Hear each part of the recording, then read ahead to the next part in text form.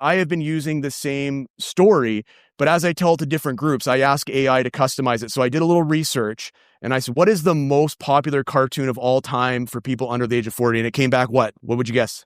The Simpsons. You know what the second place one was? Magic School Bus. Are there any Magic School Bus fans in the house? Hell yeah. What was the teacher's name? Miss Frizzle. We all got a little Miss Frizzle in us, don't we? Yeah. You're listening to Breakthrough with Coach B, where we help you work less so you can earn and live more. Our mission is to free you from the unnecessary, the repetitive, and the draining, so you can focus on what you love, excel at, and grow your business. Let's dive in.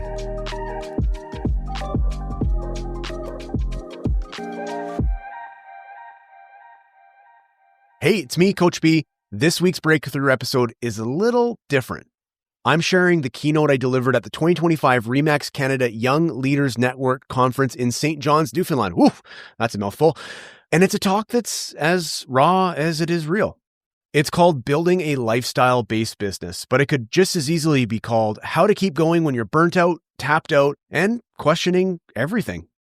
I open up about my own mental health struggles, panic attacks, anxiety, depression, oh my, and what it means to be a depressed motivational speaker in a business that often rewards overwork and performance over well-being. If you've ever looked at a top producer and thought, I want their numbers, but not their life, this one's for you. I hope you enjoyed this episode of Breakthrough with Coach B. Imagine freeing up 10 hours a week to focus on what you love, personally and professionally. Ready to get started? Our free guide walks you through the first step, a resource review to identify where you spend your time, money, and energy. Download it now at bradenwheatcroft.com/review or find the link in our show notes. Let's get you closer to your breakthrough.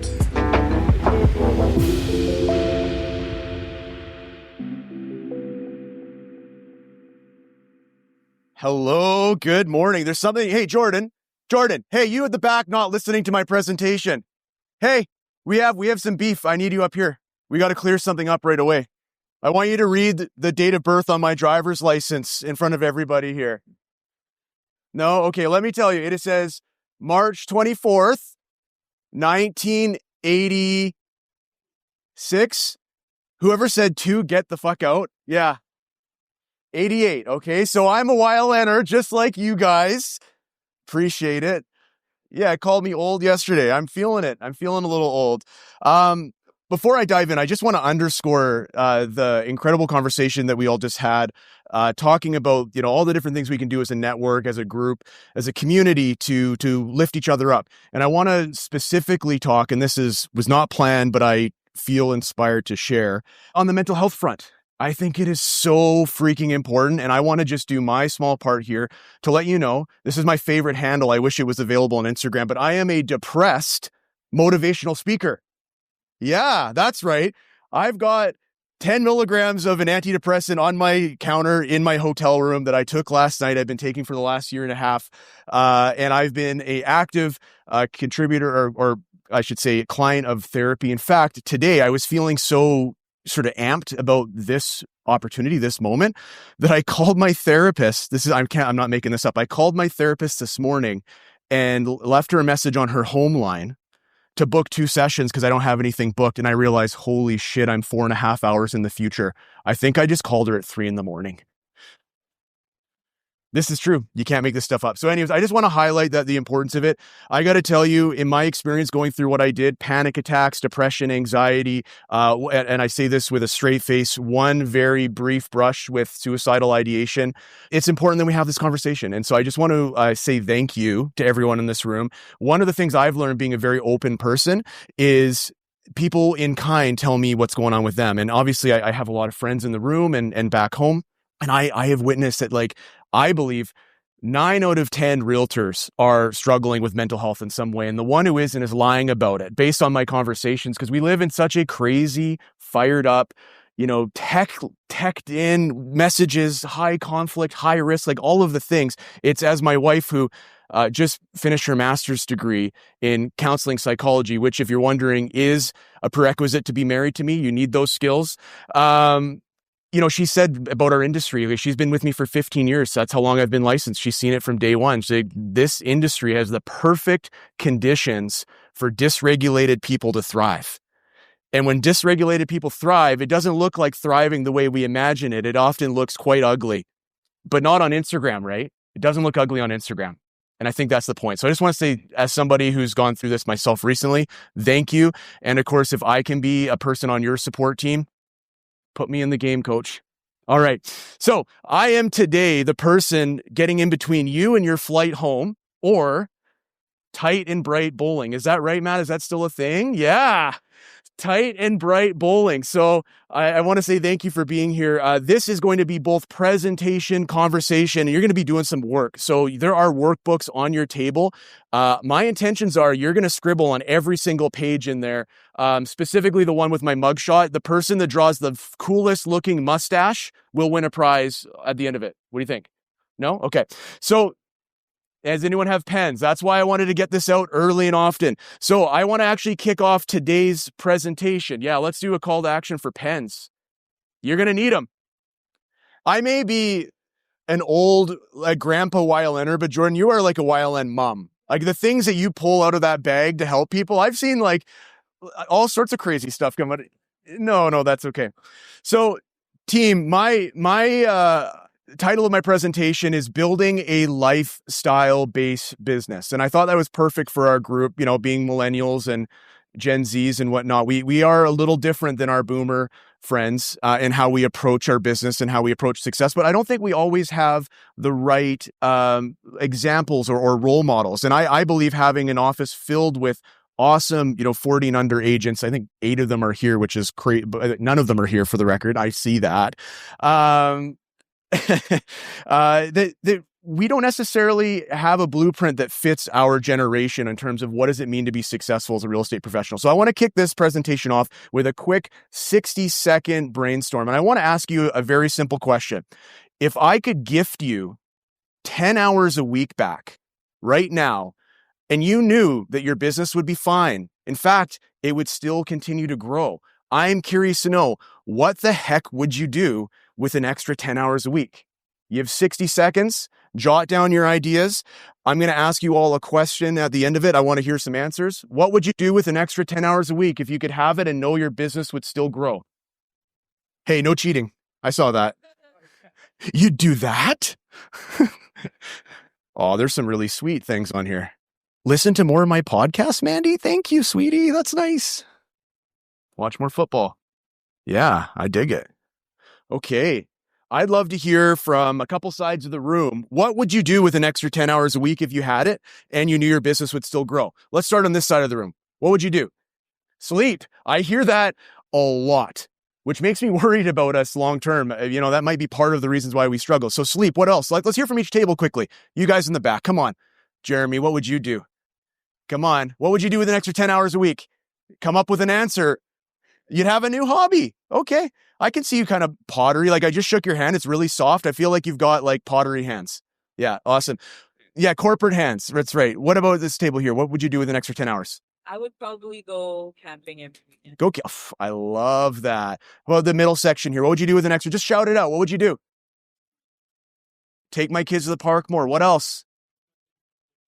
Okay. Awesome. Love that. Car problems. What about this side of the room? What would you do with an extra 10 hours a week?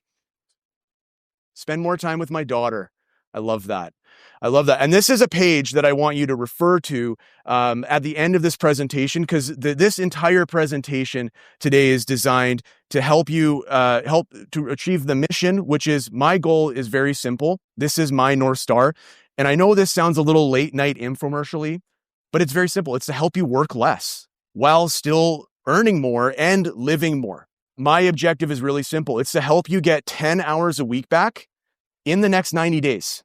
Not some fairy tale may never happen. Like in the next 90 days, I want to help you get 10 hours a week back while your business still grows.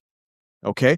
This part of what we're going to talk about today is a process that I have followed consistently for the last 3 years. And I've helped both coaching clients and agents in my brokerage do the same.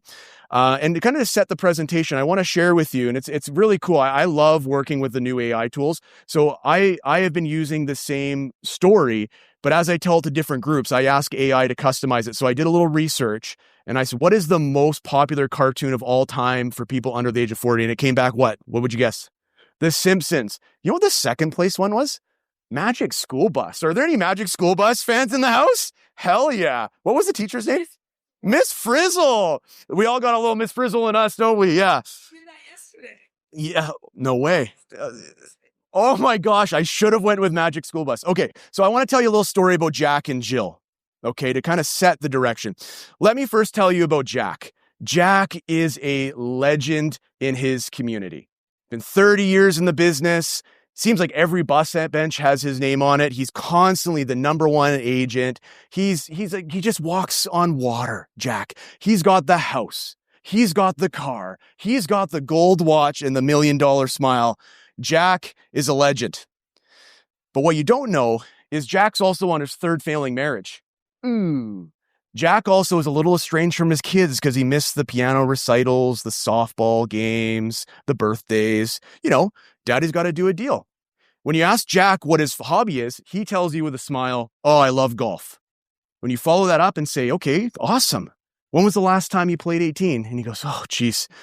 I think it was 2000. When was COVID again? Doesn't really know. Doesn't get a chance to do his hobbies. When you talk to Jack's doctor, his doctor says, Jack, if you don't get your shit together soon, there's going to be some serious repercussions to pay. Jack's a top producer. And Jack's story, although I don't know that I've ever met Jack, Jack is, I think there's a little Jack in all of us. and his story's sad. It really is sad.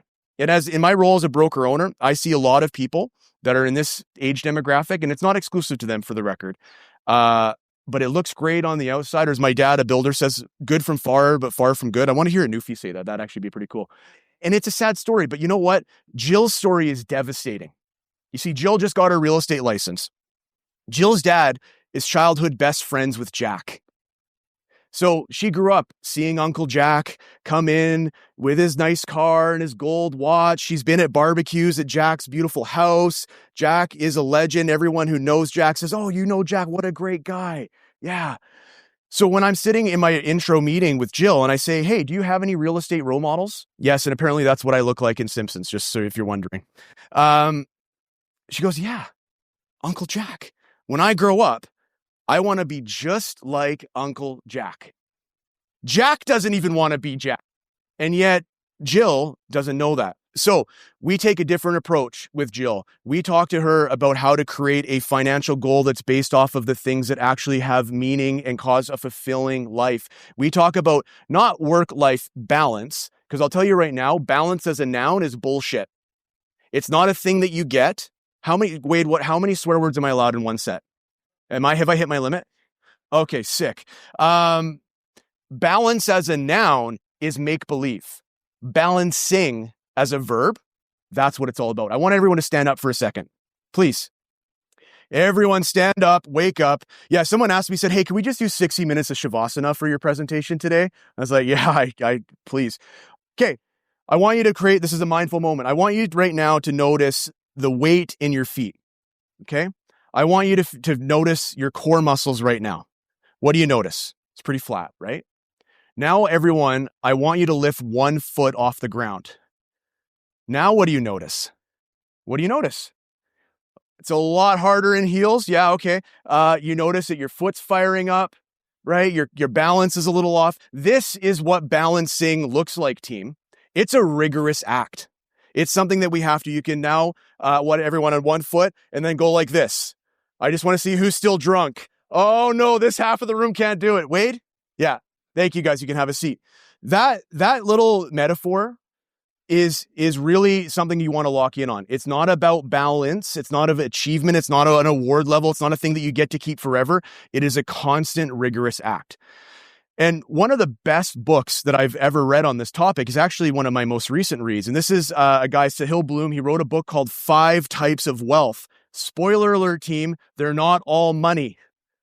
One of the 5 is absolutely to do with money, but the other ones are to do with social wealth, time wealth, financial wealth, and physical wealth.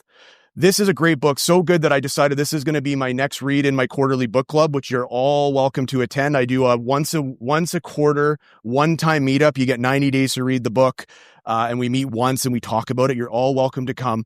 And I'm actually going to do a book giveaway today we're going to give away 5 copies of this book. All you have to do is take a photo of this presentation, a slide, the workbook, whatever, post it on your story, tag me. And if you want to put a little thing that what resonated most with you from this presentation today, I'm going to be drawing for 5 books on Friday, 10 a.m. Pacific Standard Time, which I think is like 3 weeks from now, Newfoundland time, I'm learning. Is that right? Yeah, man, I'm having a tough time. So what is a lifestyle-based business? The definition is really simple. It's a business that supports your lifestyle instead of subtracts from it. And the workshop plan for today is the following. I'm going to show you how to assess where you are now, which is what we're going to do right next. Then I'm going to introduce you to a tool and a process to create a vision for a fulfilling future. And then lastly, I'm going to give you a tool that you can use as you leave today that will be the number one tool to help you stay balancing. Because I promise you, things will get out of balance.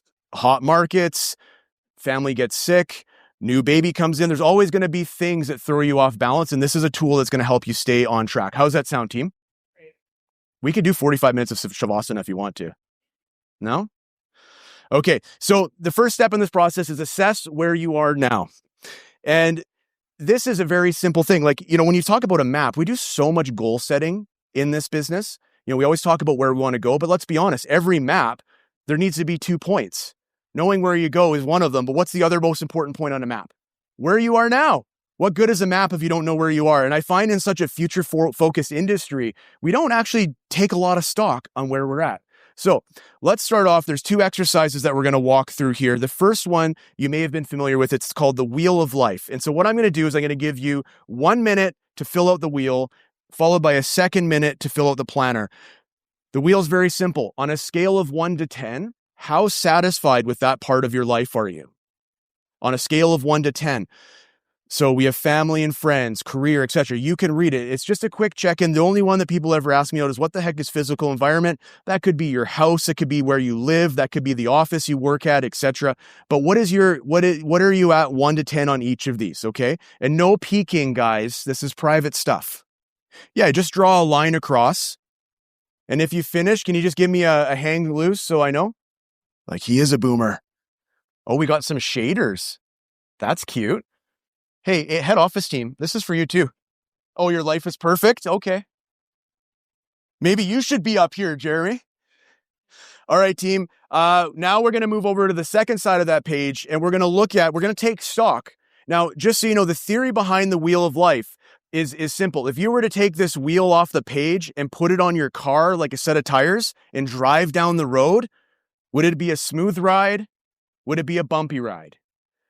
For me, and I do this just so you know, and this is how adorable and ridiculous my wife and I are. We do this exercise every year at our year-end planning retreat. And it's amazing how often things that once were 7 or 8s have fallen back. Again, balancing. So this year, full transparency, our focus has been on our finances and our family. That's what we're focusing on this year. And so we're actually, next week, I get to put together a personal budget. Sexy. And because we're choosing not to have kids, we are picking up, hopefully, our puppy in late August. And so we've put a plan together for both of those. And so I hope to golden retriever because I'm basic like that. So what I want you to know is pick what strikes you as your best result, your best score, and just write, like when you look at that score, what comes up for you? And then I want you to look at your lowest score and also just have a little journal session. Like what would have to be true in order for you to maybe move the needle on that score? Okay, team. I'd love to do a quick around the horn here. Just, you can shout out your answer. And if it's super private, it's all good. You don't have to share, but I've always loved getting insight from people. What was the thing that was highest for you? Let's just hear, what was the area that was highest? Career. Okay. What else? Friends and family. What else? Significant other. Yes, I should call my wife and say hi. What was that? Oh, private goal. Oh, yeah. No, but he sees there's 8 cameras in here and he's like, hey, bro, if I say significant other, can you clip that and send it to me? That'd be sick. Yeah. No, what else? What about this other room? What was high for you? Family and friends. Love that. Awesome. Okay. Let's turn the coin. What ended up a little bit on the low side for you? Health. Yeah, I hear that a lot for sure. What else? Friends. Okay. Yeah. What else? Yeah, it's okay, fair.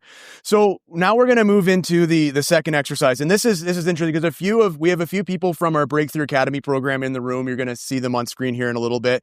And this particular exercise, after we did it in our first week's module, they said to me, holy shit, this should have came with a Surgeon General's warning because it's kind of depressing. And I don't want it to be depressing. I want it to be a moment of clarity for you. What you're looking at right now is your life in 100 dots. If you live to 100 years old, that's what your life looks like expressed on a page. What I want you to do right now for the next 60 seconds is I want you to shade in each of these dots that represent a year that you've lived so far. Start at the top and work your way down. On your mark, get set, go. Oh, don't worry. We're going to talk about that. They're rows of 10 from the cross. So if you're 37, you probably have shaded the first 3 rows and 7 of the 4th row because math, right? Jordan? 42. Get out of here. Oh no, I have a reason that I know I put the red line on specifically for this group. So just relax.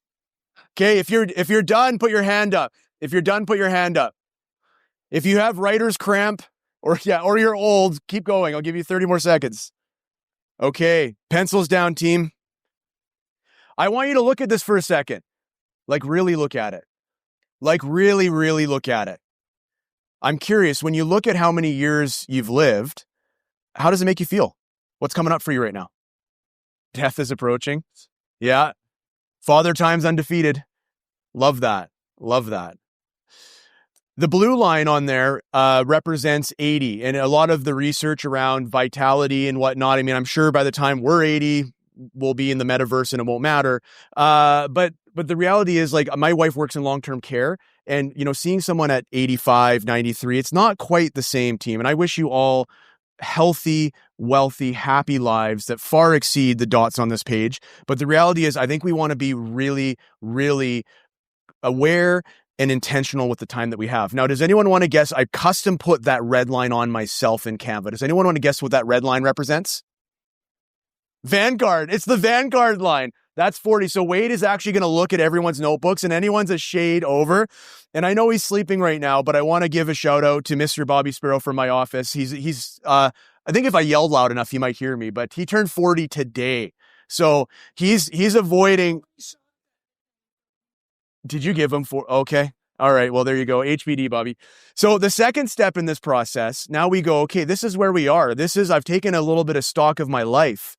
I'm feeling fulfilled in these areas. I'm feeling maybe like I want to spend some more time in these other areas. And crap, when I look at my life on a page, it's not that I don't have a lot of time, but I really don't want to fuck around with the time that I have. Is that fair to say? Yeah. So now we're going to transition into the part where we're starting to look forward into the future about what you want your life to actually look like. Not what the person in your office that you share an office with says your life should be like, not what your parents tell you your life should look like, not what Instagram or TikTok tells you what your life would, but what you want your life to look like. And it's going to be different for everyone in this room. And so we've created a process. I'm curious, when you first got started in the business, how did they teach you to create a financial goal? How did we pick a financial goal? Yeah, like rent minus ramen equals budget. Yeah, got it. Seriously, how were you taught to create a financial goal? Was there any real thinking behind it? Pick a number. Cool. That's inspiring. Oh, I love that. I love that. So we created years ago a 5-step framework for creating a financial goal that's truly meaningful. Here's the thing, team. If I said, hey, Colin, what's your goal? And he's like, oh, I really want to hit Platinum Club, President's Choice, People's Choice, Triple Diamond, Screaming Regal, Red Ruby, Honorary Hall of Fame Award. When you're on your deathbed, when you're scratching off that last dot on the page, I promise you that won't be one of the things you remember. Now, we happen to be in an organization that celebrates deals in dollars. I get that. And I'm not anti-money or anything. Having said that, I like our awards and recognition as a little pat on the back on the way to what actually matters. And I have seen firsthand time and time again, in my capacity as a broker owner, we have 200 realtors, type A, driven, goal achieving people that hit the goal and their life is still a dumpster fire. Yeah? Can anyone else relate? Yeah. So this is why this process exists. We want you to spotlight 5 different areas. The first is your ideal lifestyle. This is where we talk about everything from the home that you live in, the groceries that you buy. Like, seriously, is there a difference? And I mean this with all respect, but is there a difference from buying groceries at, say, Walmart versus Farmers Market versus Whole Foods? I don't care where you want to buy your food from. I care where you want to buy it from. Are you buying it from there? That makes a difference, especially for families, right? Do you get a spa treatment once a week? Do you feel guilty when you get a spa treatment because it's like, oh, I don't know if I should? Make it part of your plan. I was just chatting with the guy with the best name in the room, Braden, my videographer, Braden King.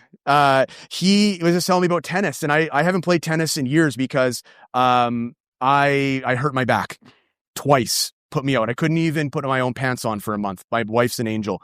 And I used to, when I played 4 days a week. I had a coach. I ran a men's league. I played in tournaments. Like I'm that guy in everything I do. I full ass everything. And my line item for tennis was $800 a month. I have to restring my rackets. I got to buy new shoes. That sounds really spendy, right? But you know what? Just like you, I work really hard. I'm under a lot of stress. I'm under a lot of pressure. So for me, $9,600 for a line item of, if I'm able to do these things, I'm having a great quality of life. It makes it all worth it. Would you agree? Yes or no, team? Yes. And then we move on to things like funding your future. This is the stuff outside of your annual spending, your annual investing that you're saving for. This is, having done this exercise hundreds of times, I've heard everything from, simply put, saving for retirement, buying recreational property, wanting to start up a new business, saving for kids' tuition. You get to decide what you want to do, but make sure that you do put this in, because what we know for sure is the time will go by. Right? I always talk about time, money, energy, our 3 main resources, but time is the only one that can't be borrowed. It can't be saved. It can't be lent. It's only spent. So we want to be really, really, 10 years will go by. Just like we were talking about buying that condo 10 years from now, right? It's going to be worth a lot. We should probably get on that. Put it in the plan. Then we get to zone 3, paying your taxes. Here's a real estate dad joke for you. What day is April Fool's for realtors? When you file your taxes and you realize, oh crap, I didn't save enough. Has that happened to anyone? It's happened to me 3 times. My first 3 years in real estate, I underfunded my tax. And you know what? When you get that brown, I see a brown envelope, instant hives. Like my wife has to be the one who opens up the brown envelopes in our house, because as soon as I just have PTSD from being like, I have to pay how much now? And team, of the first 2 zones, where does that money come from when you have to pay tax? It comes from your future, right? You just socked away $30,000 for that recreational property. RE/MAX just put out its recreational property report. You're like, yeah, this is the year I'm getting a cottage. Then you get that tax bill and you're like, well, I guess it's next year that I'm getting that cottage. You've made it this far, which means you're ready for your next breakthrough. If you're tired of trying to figure it out all on your own, let me guide you. Join the waitlist for our next Breakthrough Academy, a 6-week virtual group coaching program where I'll teach you our proven breakthrough method. With live lessons, expert guests, and a cohort of like-minded agents, you'll learn to work less and earn and live more. Visit bradenweecroft.com/academy or find the link in our show notes. Don't wait. Your breakthrough is just around the corner. The third one, giving back. This one's a little bit hit or miss for people. Not everyone is either in a position or wants to give back. Although I heard yesterday it's the CMN, we freaking crushed it. That's unbelievable. Clap it up for that again. Holy man. And you can go both ways on this. Some people like to be low-key gifters and they don't want to talk about it. That's cool. I respect that. But if you Google cause marketing, there's also an entire marketing strategy around, it's just like CMN. People will choose a service provider, all things being equal, that is contributing to a cause that they align with. So it makes sense. We do it as an organization. You can do it both nationally or locally in your own business. And then lastly, your dream business. And it's funny because a lot of times when I ask people like, oh, what does it cost you to run your business? They often think in terms of expenses as opposed to investment. But I want you to dream for a second and go, yeah, maybe this is the year I get my first VA. Or maybe this is the year I get a part-time assistant. Maybe this is the year I finally go ham on that YouTube strategy where I got to hire a great videographer to come in once a month and do, like, maybe this is the year that I do that. Maybe this is the year I give my assistant, I already have benefits. Like, is that what your dream business is all about? You get to decide. It's your business, your way. Give yourself the gift of your presence, mapping this out. Now, years ago, when we first started doing this, it was by hand. But I'm very excited to tell you the QR code on the screen. My tech guy actually built a custom GPT that will walk through each step in this process, step by step. We'll actually give you ideas and suggestions. We'll do all the math for you. So if you know how much you spend on coffee every day as opposed to every month, but you know how much you spend on groceries every week, it will give you an annual number at the end of the day, no matter what. Now, it is 1.0 version, so it probably will break, but please break it and send me the notes so we can make it better. But that QR code is both in your workbook and on the screen. So I'll give you guys just maybe 30 seconds to scan it, get it on your computer, on your phone. Oh God, I am a boomer.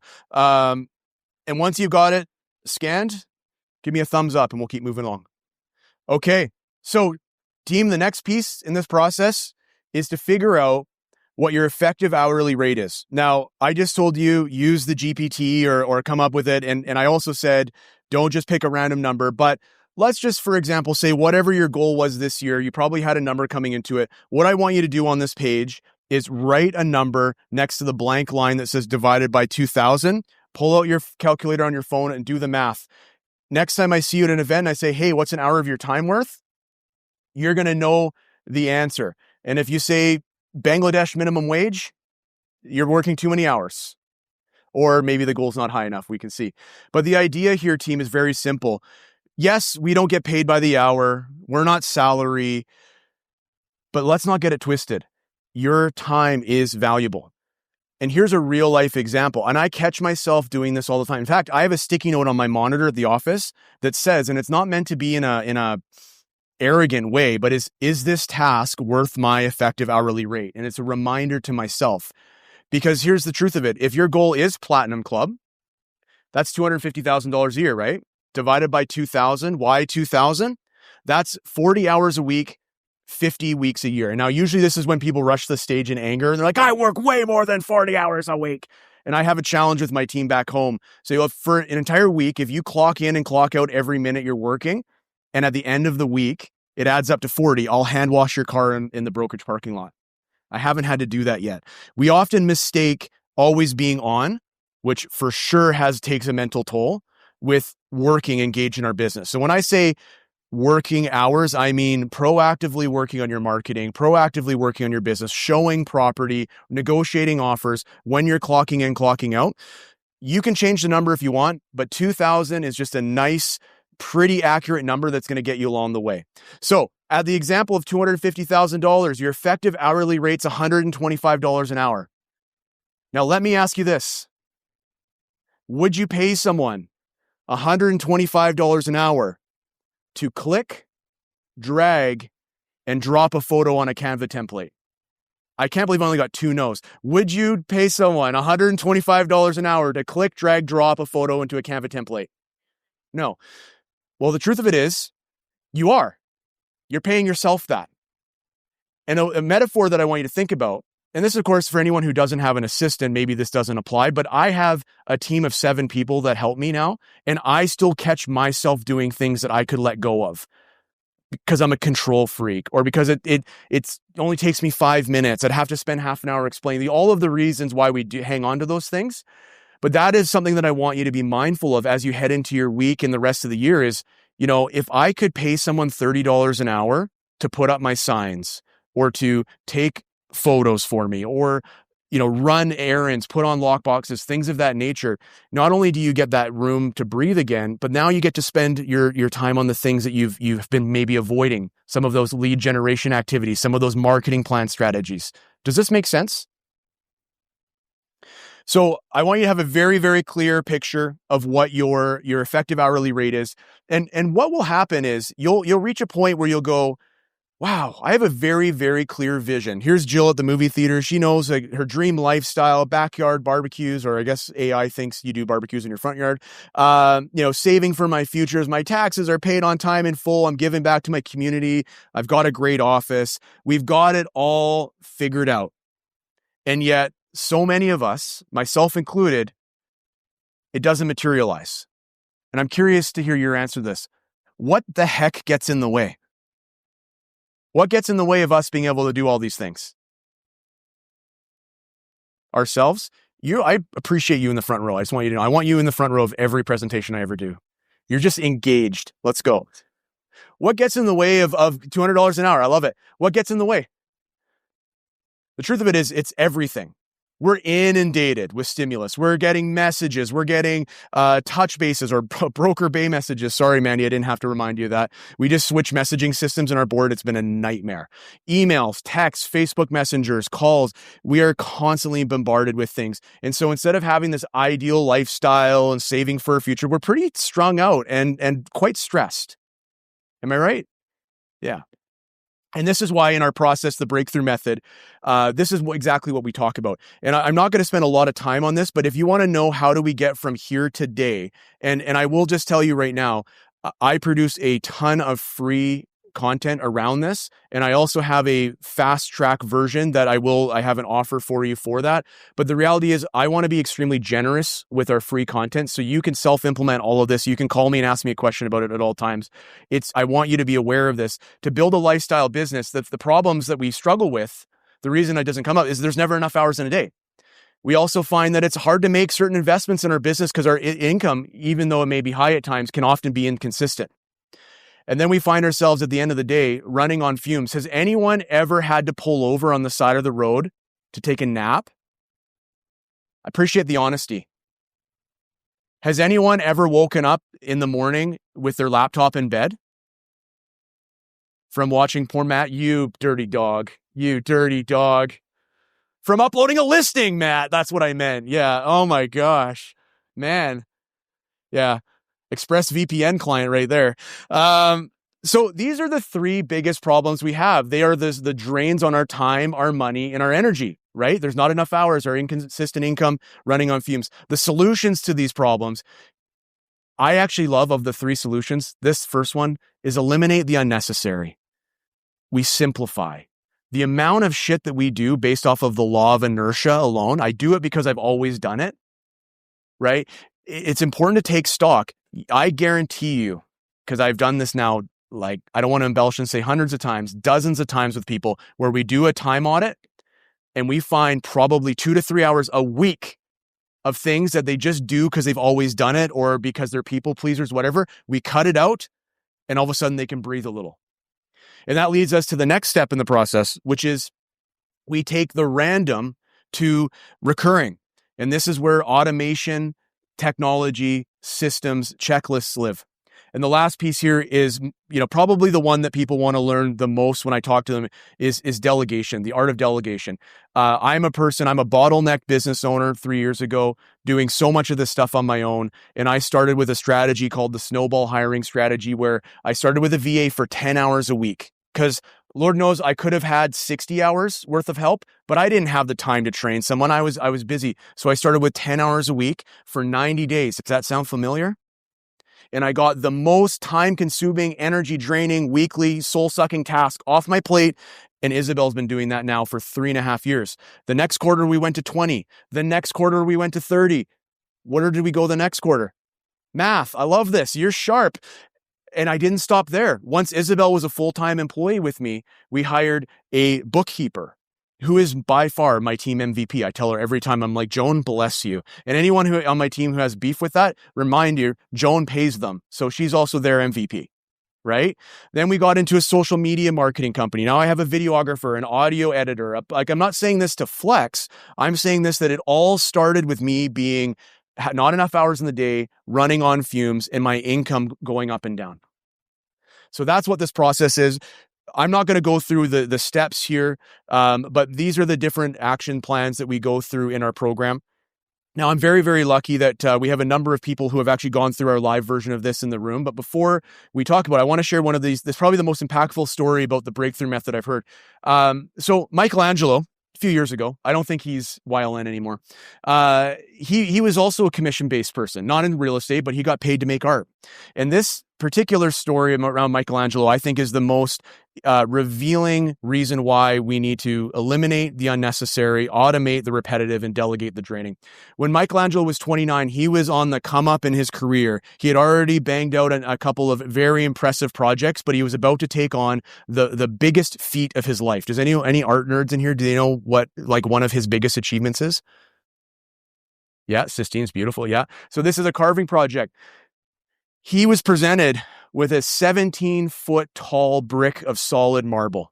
And two artists prior to Michelangelo tried and actually damaged the marble trying to execute what is now known as the David. In over 2.5 years, Michelangelo worked on this painstakingly. And yes, I did censor that. It's a family program. And it was truly like an amazing feat. What was so remarkable about it is the anatomy of the statue was absolutely perfect. If you read about Michelangelo, he was a bit of a weirdo. He actually used to sneak into morgues and dissect bodies to understand how they all work. If you look at his textbooks, his workbooks, like he's drawing anatomy all the time. That's why the David, when you see it, is so striking. And when he was asked, like, hey, how the heck did you make the David? His answer gives me goosebumps. He said, I didn't make the David. I removed everything that wasn't the David. And I believe that's the case in your business. I actually don't think you need another killer app necessarily. You don't need a new CRM necessarily. I think you need to cut out all of the stuff that's bogging you down and draining you. And what will be left is this ideal business that's funding that lifestyle-based business that we all want. Does that make sense? And that's why I think through this process of eliminating, automating, and delegating, you're going to chip away to hopefully what's left is something beautiful that you're proud of. Now, this is the Breakthrough Academy program. I won't go into a lot of details. If you're interested in learning about it, I'll tell you right now, I have a YLN offer. It's $100 off of what the program is. I'm very lucky that I've had a number of people go first, like Kimberly Hall, who went through our, yeah, that's you, Kimberly. A couple thoughts. Breakthrough Academy helped me figure out how to delegate, what to tackle first, and gave me the tools to actually do it. Another friend in the room, hey, Holly, what's up? Thank you. Talked about, I now see delegation as a growth strategy, not a shortcut. I'm building systems that support both my goals and my team. And then we got late night laptop Matthew here. Breakthrough Academy helped me shift from reacting to intentional, showing me I didn't need to do more. I needed to do less but better, which is the tagline of one of my favorite books called Essentialism. And then she's not here today, but Ashley Metcalf talked about the program helping her pinpoint what to delegate, where to double down, let go of energy from draining tasks so she can work in her sweet spot. And that idea of the sweet spot is what this is all about. The sweet spot is the overlap of 3 circles. And Kelsey and I were talking about is it Ikigai? Ikigai. Yeah. And the idea that really, in order for you to work less and earn and live more, you just have to spend more time in your sweet spot. That's it. That is it. It's actually pretty straightforward. The challenge is everything else gets in the way. Your sweet spot is the overlapping of these 3 circles. What are you good at? What do you enjoy doing? And what grows your business? If you are going out this weekend hosting open houses and you're swearing under your breath about how stupid they are and what a waste of time, open houses are not in your sweet spot. I know realtors who make a living. They make a fortune off of doing opens, but they love it. For some reason, I think they're weird, but they love it. And so if you love networking, lean into that. I'm a strengths-based perspective coach. It's really, really hard to become world-class or excellent at anything that you hate. So it starts with what are you good at, what do you enjoy doing, and what grows your business. That's what the Breakthrough Academy is all about. Now, the last part here as we close out this presentation, how are we doing for time? Oh, we're good. Is to build a tool that will help you, as I say, balancing as opposed to balance. And so we use this metaphor of a compass. With a compass, understanding what our true north is. And so the exercise we do, and you'll have an opportunity to snag a workbook from this presentation at the end of the slides called a resource review. And this is actually the first step in our coaching program, but it's the first step I think anyone should take if you're self-implementing. Like I said, I want you to take it and run with it. It's to literally look at what you spend your time doing. Like, look at your calendar. I'm going to get you all to pull your phones out if they're not out already, and look at your calendar for the last week, because we're going to look at your calendar through two different lenses. The first is from a financial lens, and the second is through an energy lens. And I think what you're going to find is some of the things that you do in maybe not this week, but last week, let's say as an example, if you ask yourself the question, would I pay someone my effective hourly rate to do this task? You would probably vomit and say, no way. I wouldn't pay someone $300 an hour to print brochures for my listing and run them in because they ran out. At least I hope you wouldn't, right? I mean, hey, every once in a while we got to do the stuff, but hopefully that's not part of the system. Then we also look through your same calendar and we go, did I feel like I had more energy, less energy, or about the same from doing that task? And what you're going to find is there's some things that you do that are maybe highly valuable that drain the life out of you. And I would actually encourage you, that's a thing that you may need to do for a little while, but it's actually one of the first candidates for us to let go of eventually, because we can design a business where the vast majority of your day is spent doing energy giving tasks as opposed to energy draining ones. So for the sake of time, we're not going to actually do this exercise right now, but what I want you to do is the first scale here is activity impact. I want you to look through, this is your homework, yay, is to look through your last week before you came here. Look at your calendar and start writing down all of the different things that you did. And it doesn't have to be forensic, but I want you to start saying, yeah, like showed property, team meeting, prep for going away, coordinated liaison with a media provider, etc. Write all of those things down and just write down what you think the dollar per hour is for those activities. So for example, like I pay my bookkeepers $50 an hour. If I'm doing my own bookkeeping and my effective hourly rate, say $125 an hour, I'm losing money. So I need to let go to grow. I'm going to let Joan at $50 an hour do that task, right? So take inventory of your calendar. Here's just a little cheat sheet that will show you roughly, because I get a lot of pushback on this. Like, who are you going to pay $10 an hour? Like, if you're thinking local, obviously you're not going to find anyone who's $10 an hour. If you broaden your horizons to international, then you can pay, my assistant Isabel makes $12 an hour Canadian, and that is a great wage where she lives in Colombia, right? I'm in British Columbia. She's in the country Columbia, right? I believe in wherever they live, pay them well. So every member of my team, I'd like to think, gets paid fairly well for what they do, better than average. And so these are rough ideas. Also, you'll notice administrative tasks and customer service tasks. This is a power move. Just because your assistant may do multiple things. I recently helped a client hire an assistant for their assistant. Whoa. What's with that? Because what they realized is that particular assistant who'd been with them for 15 years was getting paid quite well and was actually doing very low menial stuff. So we got her assistant a VA. So we could take the lower dollar per hour activities and offload them to the VA. So this overqualified assistant who's getting paid well can actually now start moving the needle in the business and working on marketing moves and tactics.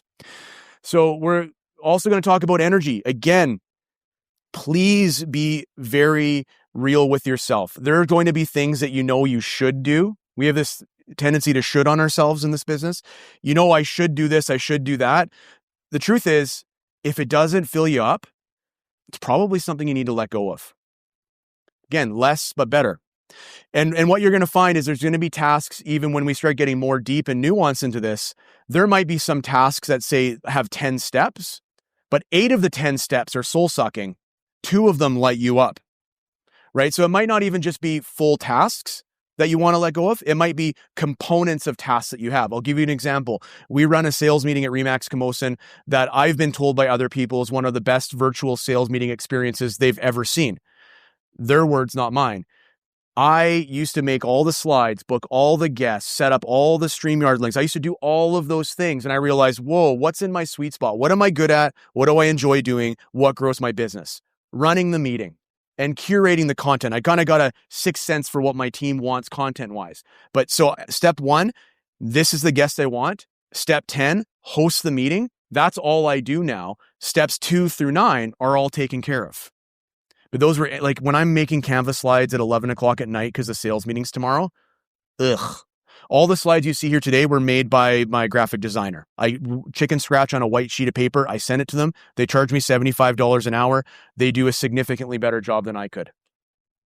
This is the breakthrough in action. So when you put it all together and you take those two lines and you line them up, you start to get a matrix. We're landing the plane, I promise. We're good? Okay. Is that you're going to find there's actually 4 quadrants. There is energy, high energy, low energy, high impact, low impact. Impact, think money. I felt, this is my people pleaser, when I said I usually write it as high value, but I have so much respect for my team and what they do. I don't want to suggest for a second that administrative work is not valuable. It's just financially, it's just not worth the same as lead gen. So I use the word impact over value. But think of it in those terms. You're going to have these 4 zones show up. The first one is the swamp. And we want to get you out of the swamp as fast as you look how miserable Joe looks. The swamp is the zone that is low energy and low impact. And it's amazing how much time we spend there, isn't it? I'm curious, what's a swamp activity that just comes to mind for you? What's something that just drives you crazy doing it? Data entry. What else? Accounting, bookkeeping, review. Yeah, the swamp.